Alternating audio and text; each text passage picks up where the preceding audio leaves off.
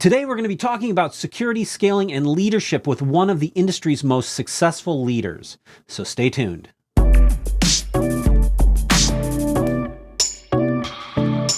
Hey, everybody, this is Chris Brandt. Welcome to another Future Tech video podcast.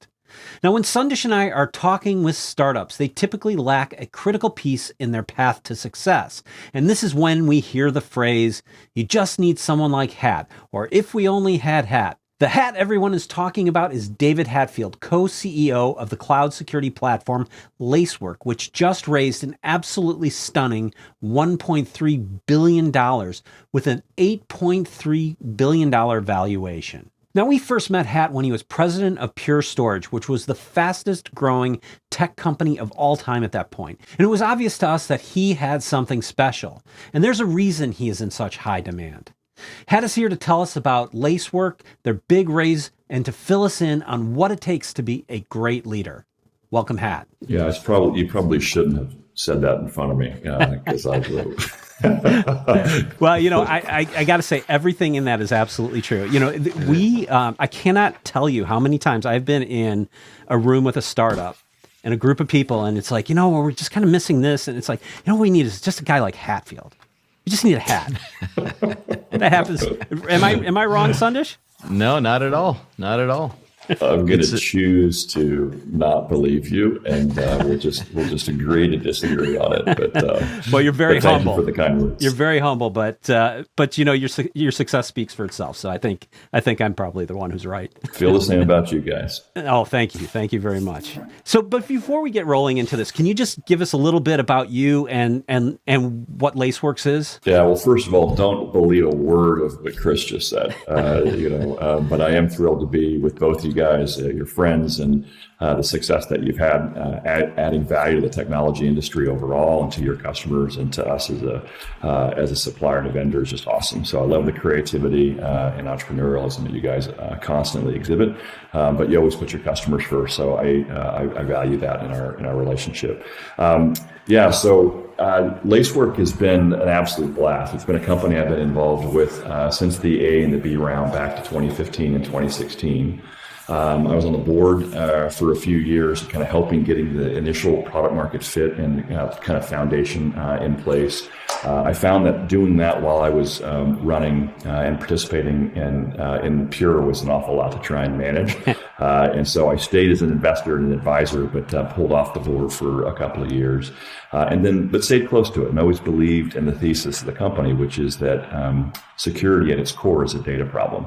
And when you move to the cloud, it becomes a massive data problem. And so our whole thesis was, writing rules to try and keep up with the bad guys just wasn't going to scale in the ephemeral nature of the cloud. That is super complex, and at the scale that we're talking about, it just was going to be very inefficient at best, and probably not very effective to extend a rules-based approach to try and stop it. And so what appealed to me was using data science and machine learning to create massive amounts of data and process it efficiently, to contextualize insights and get a picture of effectively what your account looks like at any given time, and in real time identify what abnormalities might be. And so you can flag those with much higher efficacy. You can solve the problem for a customer in that, today most customers are dealing with dozens of different security tools, if not 75, that they're trying to pull together. And so the more tools you bring in, the more people you need, the lower the efficacy and the more the expense. So it just wasn't a model that was going to scale, and I thought was as efficient as it should be. And so by using massive amounts of data that we can get now that we're beyond the firewall and process that in near real time, you can put machine learning models on top of it to correlate all the events in the data that you have, so you can provide really specific insights and remove the noise in this business from thousands of alerts down to one or two high fidelity alerts per day, and then reduce the time to remediate those alerts that need to be focused on by 90 or 95%, because we give you the whole connection of where they are. And then by doing so, you can consolidate a bunch of these point solution players and put it, as applications that run on top of this distributed data platform that we built. So anyways, I bought into the thesis a long time ago, and I think over the last several years, it's borne out to be very true, and our customers and partners are enthusiastic as we are about the future. Well, you've been with or in the orbit of Lacework for a long time now, and it seems like, I mean, is that's sort of the big differentiating factor that you saw that attracted you to Lacework? Because you could have gone anywhere, right? What was that special thing that made you choose Lacework? Well, candidly, it's a very big market. It's a $160 billion market growing to $360 billion. It's one of the most fragmented markets in tech. And you had this phenomenon I just talked about where the customers were in this spot where they had to try and sort through hundreds, if not thousands of different vendors and pull them together. And the reason why you had so many is that the way security has been done is you had all these very nuanced attack surfaces that you had to go write a rule for. So you needed to have all these individual companies to try and pull it together. Some companies like Palo Alto tried to buy everything and pull it together and add some value through that, which there's value to doing so. CrowdStrike is an endpoint player trying to do the same thing, moving into the cloud, et cetera. And so customers are looking for vendors they can trust. And that they can consolidate around. And so what attracted me was a very big market, that was very fragmented and ripe for change. And that by moving to the cloud, everybody needed to reevaluate what their architectures were that they were using. So everything changed, And so when you have a very big market and you have that fragmentation and you have that customer pain and you have a kind of a reason to change or a reason to look at something, which is this moving to the cloud, new companies can emerge. And so it was just set up to be able to build a really important, impactful business. So the business part of it appealed to me. But I think that there's a broader piece to security, which is a societal impact here that really matters. I've got 3 kids, 22, 19, and 17-year-old. They're living all day, every day in all of these applications that I know inherently are insecure. Yeah. I've been in B2B infrastructure and plumbing for 30 years. And we know, the struggles with securing devices in data centers. Well, when you move beyond the firewall and try and secure this ephemeral, massive thing called the cloud or multiple clouds, it needed to have a different approach that was done. And so part of this is actually solving the computer science problem that can enable my kids' applications and all of our organizations to be safer. And I think that, so there is a higher order impact here that we just, you look at the ransomware and you look at all these exploits that are happening and you look at the, nation state attacks and you look at the centralized funding that are happening, in all of these criminal organizations attacking these organizations. It makes me angry. Yeah. And so, figuring out a way to go solve that, with some of the smartest minds in the world, was very appealing. And the third part was just the team. This is a Sutter Hill company. Those of you who know me know that I was part of the Pure Storage run. That was Mike Spizer's first real investment in disrupting the data storage business. The second one was to do it in the data warehousing and bring it to the cloud with Snowflake. And this is his third big investment in really trying to disrupt the security business to actually drive better security efficacy while driving more productivity and a better ROI for customers. And so working with him and working with the founding team that's been here, Vikram Kapoor is our founder. He's an awesome guy. He's brilliant. And then being able to bring my co-CEO on board recently, Jay Parikh, who is somebody that I've known since Akamai, back in 1999. So we've known each other for 22 years and have been close friends and confidants over that period of time. He went on to Facebook and built their entire infrastructure. I think he started with 200 engineers and he ended up having 35,000 engineers and literally wrote all of the security, all of the data center, all of the analytics that empowers all the applications that Facebook runs on. And so he got it immediately, that the notion of, they used a lot of data to deliver the right news feed or the right ad. He also had one of the biggest infrastructures ever built, and had to use data to drive privacy and security and operational efficiency as well. So he had to use this same approach to solve the problems within his own environment. And so to be able to have him join me as a co-CEO, we've got a wonderful friendship, shared passion for how to build culture and build teams. But obviously he's a deep technologist on the product and engineering and cloud side, and I come from the strategy and go-to-market operations side. So it just became this perfect match in heaven. So the third part of this is just the ability to build something with great people is what I love to do. And when I was talking to Spicer in January about it, I'm like, I don't know. Maybe I'll go be a venture guy or something. And he's like, well, if you want to go do that, sit next to me. You can do it here at Sutter, but you shouldn't do that. You love to build things, and it's true. I love to be around great teams, building really extraordinary outcomes for all of the constituents that we serve, and to be able to do it and have a societal impact. All is just too much to pass up. Mike Spicer is absolutely a phenomenal VC to have backing you, because he's really been at the peak of getting great companies to market, and he's got a great team there. And it's interesting because I do see in his investments a lot of the same players moving from one investment to the other. Mm-hmm. So I think he's got a good core group of people that he loves to work with, and he knows will be successful in what they do. But I want to loop back to something earlier you said, a couple things earlier you said. But first off, you mentioned that the security market is incredibly fragmented, and I see that all the time. And I see that so many products tend to be more features than actual fully fledged platforms. And we've been looking at this space, and it's just absolutely ripe for some sort of consolidation or for some more comprehensive products to hit the market. You just raised, a huge amount of money at a huge valuation.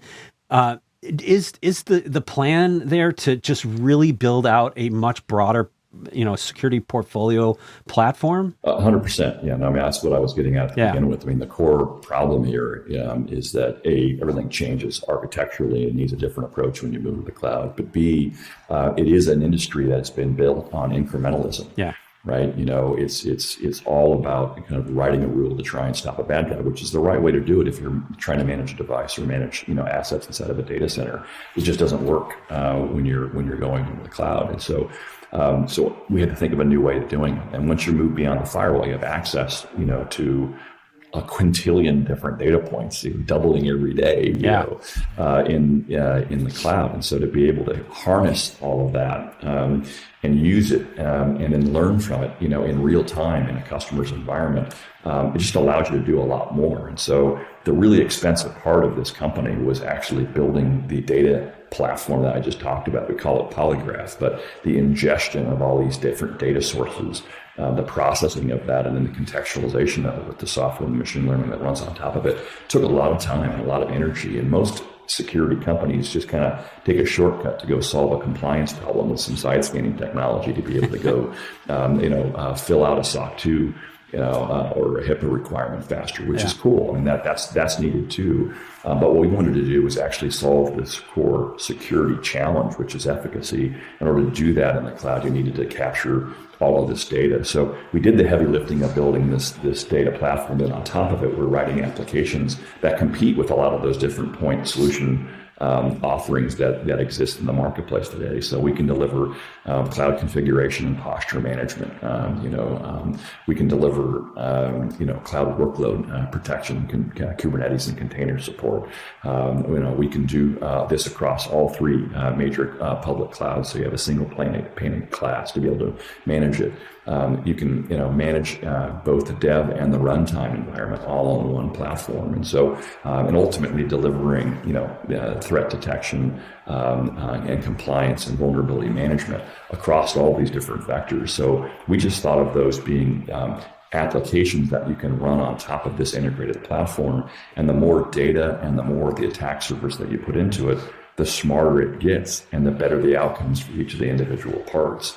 And I think that is the definition in my mind of a platform, and then having APIs that connect into all the automation and the workflows that our customers have that can talk both ways, two ways. That's the definition of what this platform, provides. And so our ability to innovate and deliver more applications on top of this platform should be a competitive advantage for us, because we should be able to do it faster because we don't have to start from scratch.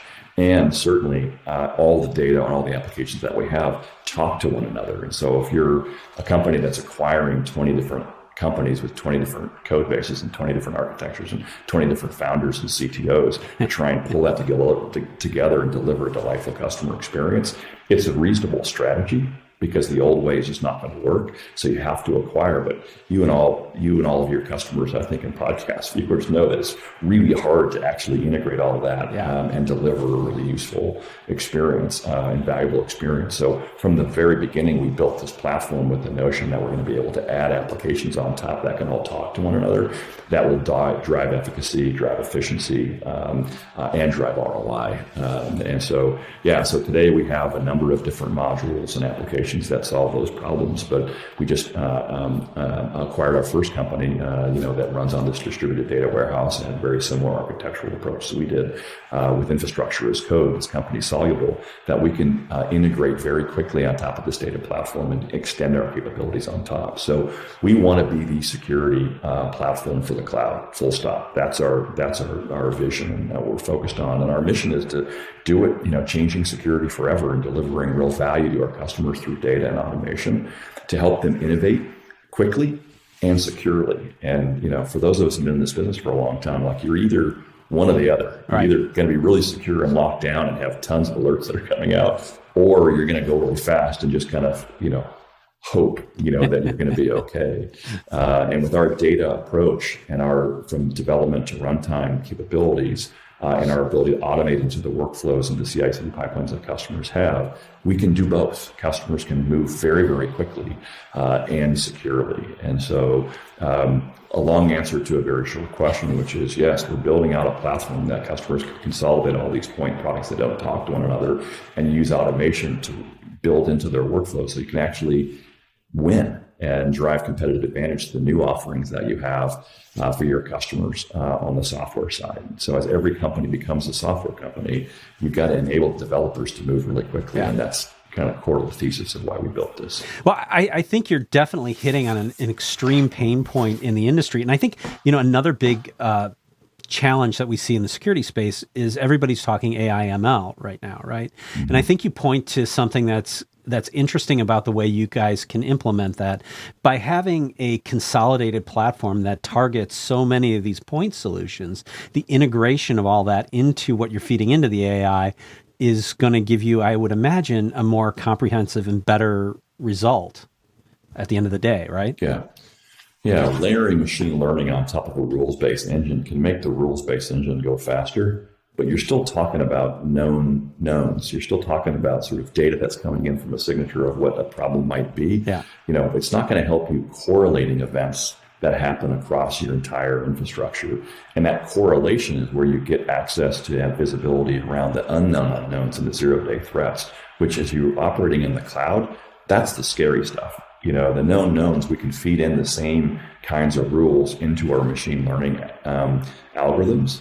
And then you get the benefit of the correlation. So that's just another data set for us versus it being the whole thing, right? So just that stream of data comes in as another way to kind of enrich the amount of data that we're going through, and then correlating that to deliver really unique insights is how we're able to remove, the noise, which is so problematic in this space. I have, our head of products used to be the head of products at App Dynamics, and one of the stories that he always tells me is that his CISO came in, with a stack of like thousands of different vulnerabilities and said, "This is what you need to go solve." He's like, "I don't know where to start. Like, there's just too much there to try and sort through." So, and of course, the dev team's there, and the dev team in every organization recognize the importance of security and want to do the right thing. They just don't have the tooling, or the prioritization and stack ranking of those vulnerabilities to go address.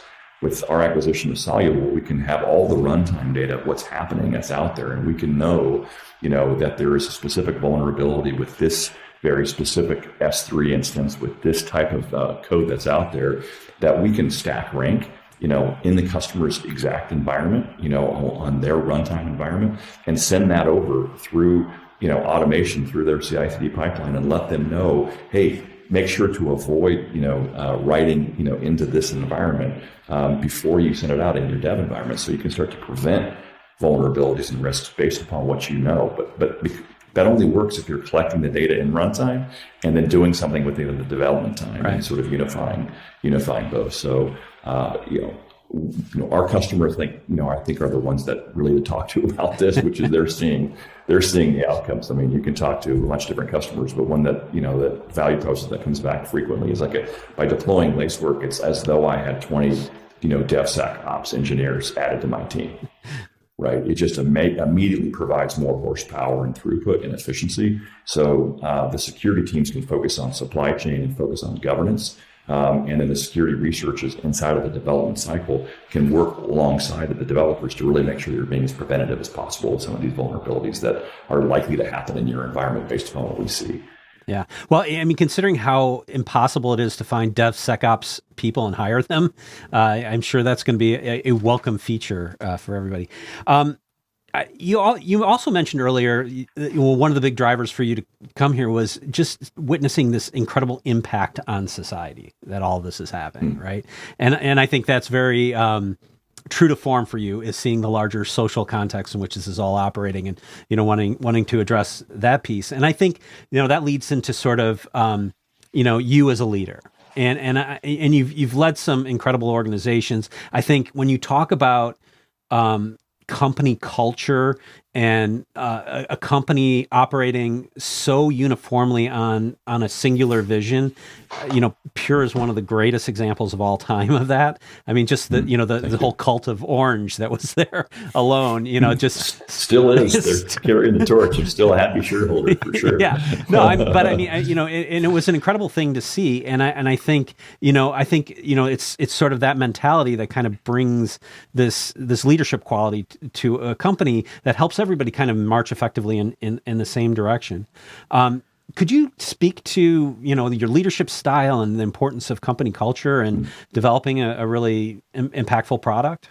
Yeah, I mean, I appreciate you saying that. It's very kind. I'm very proud to be a Puritan. I mean, I think what we all did together, and including, our partners at the sort of front of that list, next to our customers, it was a community of people all with a shared vision and shared values going after and trying to do the right thing by way of our customers and partners. It's a pretty simple formula, really. If you start with the customer in mind and work backwards from there, usually good things can happen. And it's also a lot more inspiring, I think, for companies, so if your North Star is to go do an IPO and make a bunch of money, so what? It's just, it's that's not very fulfilling, or to sell a company, if your North Star is to actually wanting to go solve a problem that matters to your constituents, and it's a really hard problem, and you're inspired by what the outcomes can translate to.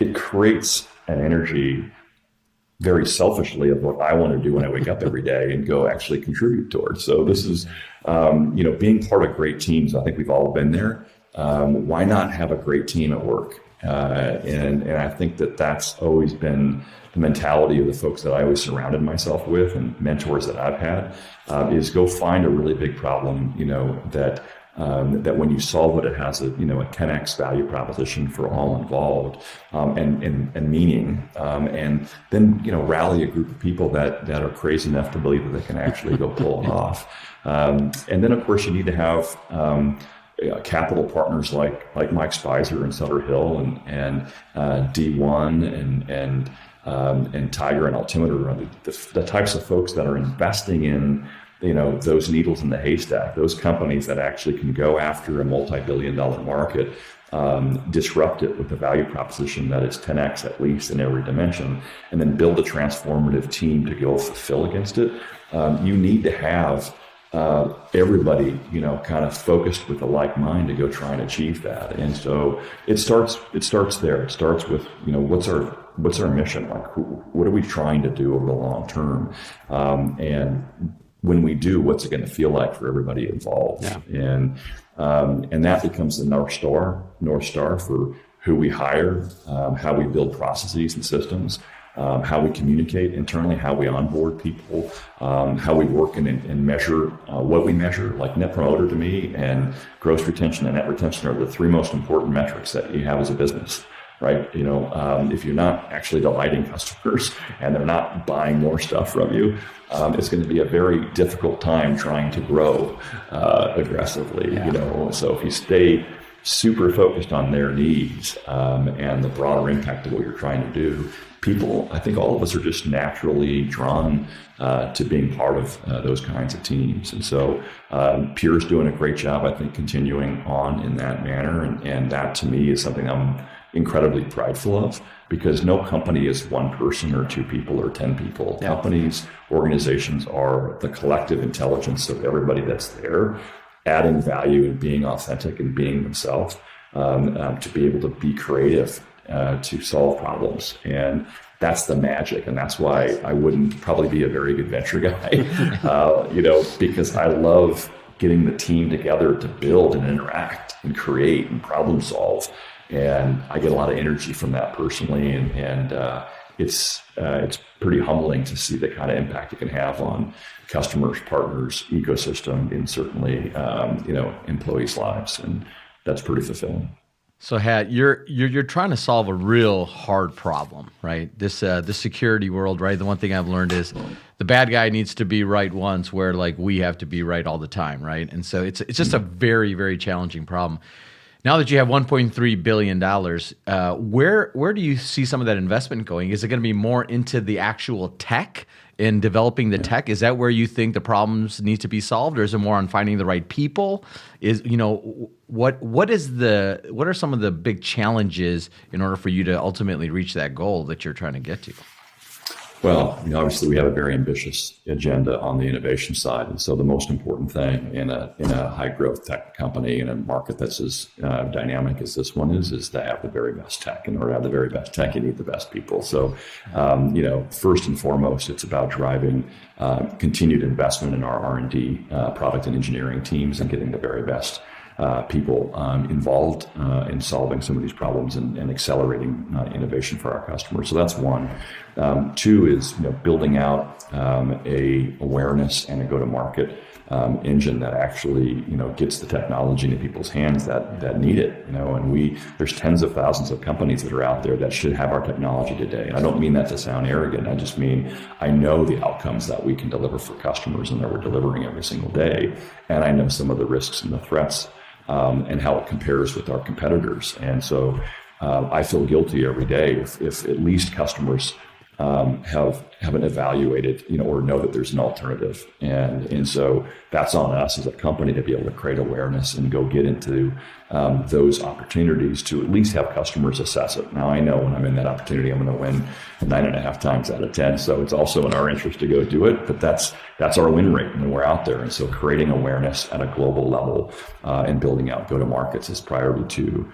And then priority 3 is, we will be opportunistic like we were with Soluble to look at areas that can accelerate our path to innovation, through either partnerships or through acquisitions. And so this gives us a war chest to continue to scale innovation engines, continue to scale go-to-market, and be opportunistic strategically for those kinds of companies that we can partner or bring into the family. It may seem like a lot of money, and it certainly is in absolute dollars, but when you're competing with companies that have been around for 20 years and have distribution in place and tens of thousands of customers, in order for us to pop above and actually be a trusted platform provider for the largest companies in the world, all the way down to the cloud native businesses that are just starting, we need to have companies have confidence that we're here for the long term. And so part of raising this amount of money at this time was it was the cost of capital was very low for companies like us. B, we're able to get long-term institutional partners that typically only buy in at the IPO, who can really help us run the business today as an IPO or as a publicly traded business and give us their insights and capabilities. And then C, it gives us the opportunity to be opportunistic in the future going forward. But security is a very noisy space, as both of you have kind of noted, and there's lots of individual point solution players that are all trying to compete for a piece of the pie. And in many cases, they're necessary. But I think as when you have a platform like ours, we can consolidate a lot of those. But customers need to have the confidence and the trust that they're investing in a company that's here for the long term. And so part of this raise was effectively delivering an IPO message and awareness and stability, to the Fortune 500 that are out there that, hey, look, these guys are different. They're going to be around for the long term. So hopefully customers take that away. Yeah, I wish you the best, Dave, because this is a very, very big problem. And I think what I'm seeing with the customers is many of them are saying, they're going to get in. I'm already going to be hit. I'm going to be breached. So all I can do is try to mitigate my risk and mitigate, the chances of recovery. But people have accepted that they will be breached. And so ultimately, I think if we can get to a point where the technology is so sophisticated and it works so well that it actually changes that mindset to let's stop them. Let's focus on actually stopping them versus just admitting and letting them in. You know what I'm saying? It's sort of a how much risk is acceptable kind of market right now. Right, exactly. Well, and if you can get them, if you can identify the anomaly early, then their ability to wreak havoc, over the long term, it goes down dramatically, right? And so even if you can't, solve everything, preventatively that's out there, if you can identify it quickly and remediate it quickly, the actual brand impact and economic impact to companies. And customer impact, goes down dramatically. And this real-time data-driven approach allows us to do that, and that's pretty exciting. Awesome. Yeah, and I think you said this is sort of like that level of a raise is almost like an IPO for you. And I think when you look at a company that's still in a big growth phase, so much of what a customer is going to buy is the vision of that company. And by saying, here, we've got this really comprehensive big vision that we're going to bring to market. And look, we just raised all this money at an $8.3 billion valuation. So we have the backing and the resources to do it. And not only that, but we've got a lot of people who really, really believe in us right now and our ability to execute on this. So I think that does say a lot in the market, right? I think it's helpful for sure. We are doing it. I mean, I think the main thing is, hey, look, it's good to have a really important long-term vision of how it goes and how it benefits customers. But, it doesn't matter if you're not delivering really tangible value today, for customers. And I think that's where, we're replacing a half a dozen to a dozen point solutions in every implementation that we do. Yeah. We're saving hundreds of thousands of dollars while delivering higher efficacy. We're giving customers a platform that they can actually transform security from being a blocker or just compliance in an organization to a business enabler to the development teams. We're spending 60% of our time is actually selling to the development teams, the CTOs and the heads of engineering who want to do the right thing. They just didn't realize there was a tool that was out there or a platform that was out there that allowed them to move really quickly without holding them back and still being secure. And so the vision, I think, is important. The resources and the ability to execute obviously is critical in terms of engendering customer trust, but actually delivering real value today is where it all starts. And I think that, we do a POC or proof of value in nearly every situation we have, and we stand behind our technology. And it really speaks for itself once it's in place. And so I think for all of you who are listening in and saying, oh, this just sounds like it's too good to be true, or this is all about, I can care less about the valuation. The only thing about the valuation that's meaningful to us is that it minimizes dilution for our shareholders and allows us to build up this capital asset to bring more innovation to customers faster. That's all that matters here. Yeah. It does provide some, liquidity for our employees who've been at this, for a bunch of years. And so, which typically is reserved for IPO. So it does provide benefit there, but ultimately, the IPO for us is a marketing and a financing event, like on the road to building a great multi-year generational iconic security company. And so everything that we're doing as we invest is to deliver value to our customers today and giving them a path to be able to solve the bigger problem, which is I don't want 75 point solutions in security. I want to have a unified view of what's happening in my dev and my runtime environments. I want to transform security from being a blocker, into an enabler. And I want to provide trust in the ecosystem across my supply chain that this is a company that you can feel good doing business with. And I'm talking about our customers. And when we get that really rolling, and I think it's already starting to happen, I think we can hit that societal impact part that we talked about at the top of the show. That's awesome. So if I know you guys are a cloud company, if somebody wanted to do a proof of value, what's the best way to figure that out? Yeah, so I just say, talk to you guys, talk to our partners and our team. It's growing rapidly. Come to the website. You can kind of, we'll connect you in with the right partner and the right team.